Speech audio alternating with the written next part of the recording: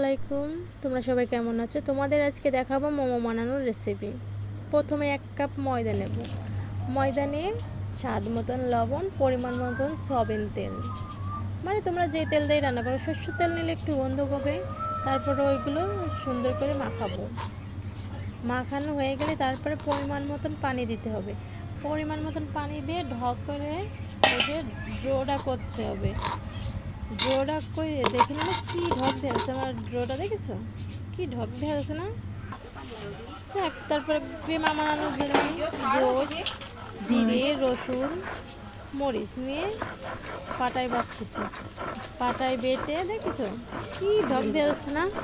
কি ঢকেরই বিশাল ঢক দেওয়া যাচ্ছে।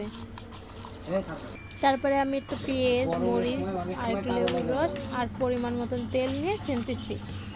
দেখো কি মাখাচ্ছি, মনে হচ্ছে আলু ভর্তা মাখাচ্ছি, এত স্বাদ করে মাখাচ্ছি। আর ওই মোমো বানানোর জন্য যেই শেপটা আনতে হবে, আমি লম্বা লাঠির মতন বেলে নিচ্ছি। হাত দিয়ে বেলে তারপরে ছোটো ছোটো করে পিস পিস করে কেটে নিচ্ছি। কেটে নিয়ে তারপরে ওই লুচির মতন বানাবো। লুচির মতন বানায়ে ওই কিমা দেবো। কিমা দিয়ে ডগ করে পেঁচাবো। ডগ করে পেঁচায়ে একে একে রেখে দেবো। দেখেন আর একটা রকমের সাপ দিচ্ছি, দেখছো কি ঢক দেওয়া যাচ্ছে না? আমার বিশাল ঢক দেওয়া যাচ্ছে, দেখে নে। আর খাতে যাতে কি স্বাদ, দেখেছো আর এক রকমের মোমো বানানো।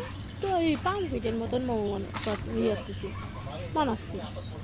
তোমাকে আর কি কব, যে স্বাদ হয়েছে না খালি আর তোমরা বুঝবা না। তোমরা যদি আমার বাড়ির ধারে থাকতে না, তোমাকে এক একখান করে দিয়ে আসতাম। আমার না একটু বেশি খরচ হতো, তা কি হতো, তাও তোমাকে দিয়ে আসতাম। এত ডকের খাবার তোমরা কোনোদিন খাইছো? তো বাঙালি স্টাইলের মোমো বানানো। আর যেটা আমি সেদ্ধ দেবো সেইটা একটু তেল বিরাস করে নিলাম। তেল বিরাস করে তারপরে বিরাস বলতে কি মানে হাতই বিরাস, বুঝেছো? তোমার কই নয় বিটি তো হাত দিয়ে এলো, তো আবার বিরাস করলো আমার হাতই তো বিরাস। এখন বিরাস না করলে কি করবো, আমি হাত দিয়ে বিরাস করছি। তারপরে একে একে সব মোমোগুলো সাজাই রাখছি। সাজাই 10 মিনিট পর দেখছো আমার মোমো কি ডগ দেওয়া যাচ্ছে।